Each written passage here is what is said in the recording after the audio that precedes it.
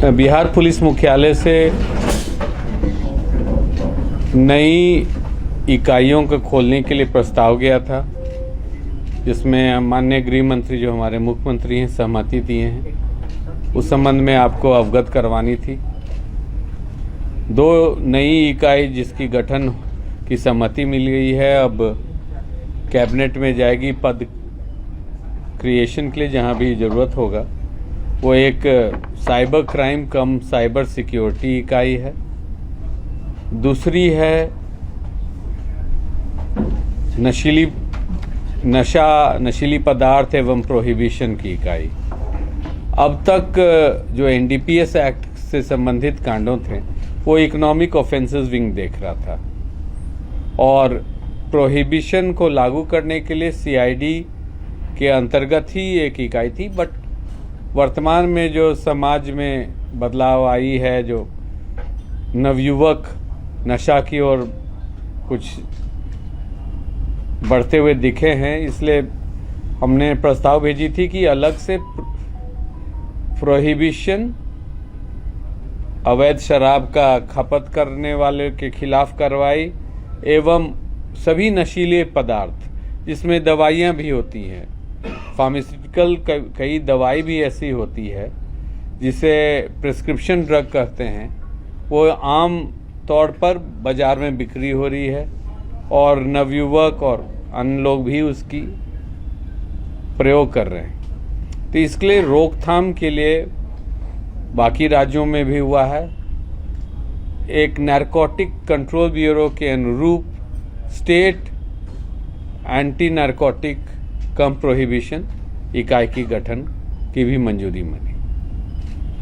Narcotic के बारे में बताने चाहूँगा कि जो वर्तमान परिप्रेक्ष्य है, डीजी साहब दिल्ली जनता दरबार करते हैं, लगातार शिकायत आ रही है कि नवयुवक काफ़ी ज़्यादा नशा की ओर जा रहे हैं। उसमें ग्लू स्निफिंग भी है, कुछ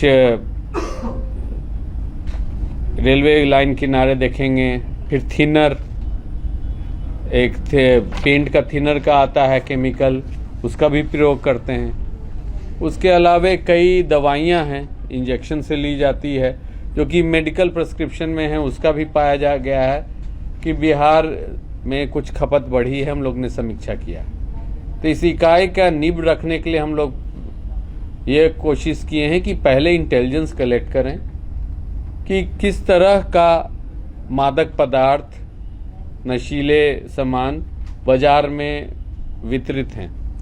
यह काम एसटीएफ द्वारा की गई है।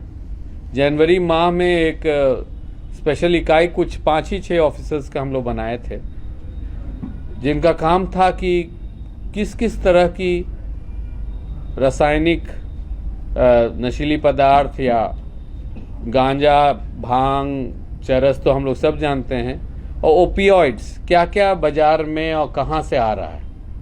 तो इसमें काफ़ी काम बढ़ा। फिर चौथे महीने से जब इंटेलिजेंस कलेक्ट होने लगी तो हम लोग ने छापामारी भी शुरू की है। एसटीएफ पकड़ करके चेन ध्वस्त करना। तो जो हमारे इंटेलिजेंस से कलेक्शन हुआ है, ये मालूम हुआ है कि पिछले 4-5 साल में ओपियोइड्स हुआ पॉपी से डिराइव्ड। पॉपी एक फूल होती है जिसके सैप से बनता है हेरोइन। हेरोइन ही रॉ फॉर्म में स्मैक बोलते हैं, ब्राउन शुगर बोलते हैं, और रिफाइंड में ओपियम हो जाता है। मॉर्फिन उस बीच में होती है। तो ये कहाँ से सप्लाई हो रही है, जो पुड़िया में या इंजेक्शन से लोग ले रहे हैं, इस पर काफ़ी अध्ययन किया गया और इंटेलिजेंस कलेक्ट की गई। तो मालूम हुआ कि नेपाल से भी आ रही है, नॉर्थ ईस्ट से भी आ रही है, यूपी से भी, साथ ही साथ झारखंड से लगा हुआ जो हमारा सीमा है, वहाँ भी काफ़ी मात्रा में पॉपी कल्टीवेशन हो रही है। कई वर्षों से लगातार एनसीबी की जो इकाई है, साथ में एसटीएफ, केंद्रीय बल, जिला बल, ओपीएम की खेती करने वालों पर कार्रवाई करते आए हैं, फसल काटते आए हैं। ज़्यादातर ये ओपीएम की जो खेती हो रही है हमारे यहाँ बिहार में जो है, अब कवाकोल में भी पाई गई है, परंतु गया ही बॉर्डरिंग चतरा पलामू में पाया गया है। तो जो इंटेलिजेंस कलेक्ट हुआ, मालूम हुआ कि वहाँ से लोग लेके आते हैं, उसको पोश्ता बोलते हैं, हस्क पोश्ता का चाय भी काफ़ी ट्रक, पंजाब से आने जाने वाले ट्रक ड्राइवर उसके चाय भी पीते हैं। साथ ही साथ उसको कट करके फूल से जो पेस्ट निकलता है उससे हेरोइन मैन्युफैक्चर करते हैं। रॉ फॉर्म में उतना, परंतु मैन्युफैक्चरिंग हमारे यहाँ सीमावर्ती इलाका में शुरू हो गई है। जो नेपाल से ओपीएम पैदा हो रही है उसका मोतिहारी में भी कुछ लोग मालूम हुआ है। साथ ही साथ मणिपुर जो कि काफ़ी बुरे स्थिति से गुजर रही थी, ये म्यांमार, वहाँ भी रॉ फॉर्म में लोग मंगा रहे हैं। ऐसे ही एक चेन राजस्थान यूपी से भी पाई गई। तो ये सब पर हम लोग लगातार कार्रवाई करते आए हैं। चौथे महीना से रेड छापेमारी शुरू हुई है और काफ़ी सफलता मिली है। हम बताएं कि मतलब बड़े क्वांटिटीज़ में पूरा चेन के साथ, जैसे जो रिसीवर हैं उन पर हम कार्रवाई किए हैं, जो बड़े मात्रा में आधा किलो, 1 किलो, 2 किलो ले रहे हैं। फिर उनका डिस्ट्रीब्यूशन नेटवर्क भी हम देख रहे हैं, जो सब रिटेलर्स हैं जो पुड़िया बना के फिर पेडलर्स को देते हैं, उन पर भी कार्रवाई हम लोग ने प्रारंभ किया है। और इसमें जनता का सहयोग भी चाहिए, इसलिए आपके मार्फत 2 नंबर देने चाहते थे। जिनको शिकायत करनी है, यहाँ इस समस्या को देखते हुए पुलिस कंट्रोल रूम के दोनों नंबर हैं, वहाँ भी लोग इंटेलिजेंस दे सकते हैं, लिखवा सकते हैं। ये नंबर है, दोनों पटना का है, 0612, एक है 22294318, रिपीट करूंगा 22294318, दूसरा है 229439।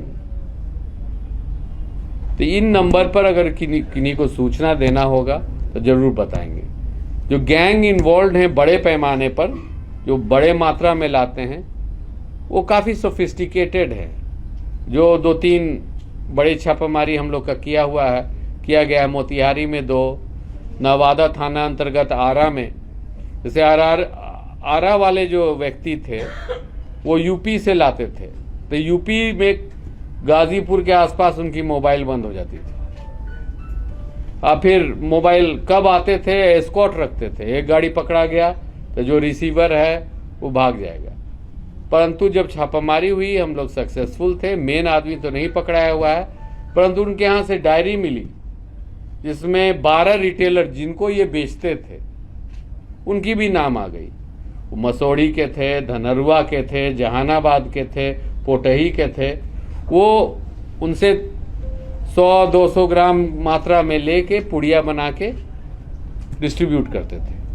इसी प्रकार से मोतिहारी में जो लोग पकड़े गए, एक व्यक्ति तो ऑनलाइन कैश ट्रांसफर किया मणिपुर 6 लाख। वहाँ मैन्युफैक्चरर जो थे, एक डिस्टर्ब्ड एरिया था, वहाँ से जो लेके चले उनको पीछा करते करते फिर हम लोग रिसीवर तक पहुँचे और उनको भी पकड़े। इसी प्रकार मोतिहारी में नेपाल से भी जो आ रहा है उनको भी पकड़े। एक रेड बोध गया तक ले गया, वो पुराना एक नक्सली संगठन का मेंबर था, वो अब इसमें शामिल हो गया था। अब वो ओपीएम का प्रोडक्ट्स, पॉपी प्रोडक्ट्स मोतिहारी तक पहुंचाता था। तो अभी तो ये कार्य शुरू ही है। मैं आश्वासन देना चाहूँगा कि आगे भी बढ़ेगी। साथ ही साथ हम लोग प्रयास करेंगे कि जितना झुग्गी झोपड़ी गुमटी से इस तरह की सामान बेची जा रही है उन पर भी कार्रवाई शुरू करें, क्योंकि पाया जा रहा है कि शहरी क्षेत्र में बहुत लोग, मतलब मेहनत कष्ट, जो रिक्शा, टेम्पो चालक, स्टूडेंट्स सब अफेक्टेड हो रहे हैं। और इससे अपराध, पैसा चाहिए तो चेन स्नैचिंग, मोबाइल स्नैचिंग, पैसा जनरेट करने के लिए, इस नशा को आगे बढ़ाने के लिए लोग क्राइम कर रहे हैं। तब हम एकदम संकल्प उठाए हैं कि इस पर हम लोग रोकथाम करेंगे। जिला पुलिस की भी जो कार्रवाई है आज भी मुख्यालय का आदेश है कि जितना हॉटस्पॉट्स हर थाना शहरी क्षेत्र में जहां उनको सूचना है कि इस तरह से मादक पदार्थ बिकती है या गुमती से, वहां छापामारी करेंगे और पब्लिक से जो इंफॉर्मेशन आएगा उस पर भी कार्रवाई की जाएगी। इसको मुख्यालय स्तर से जब तक ये इकाई खड़ी नहीं हो जाती है, इस पर फॉलोअप होगा।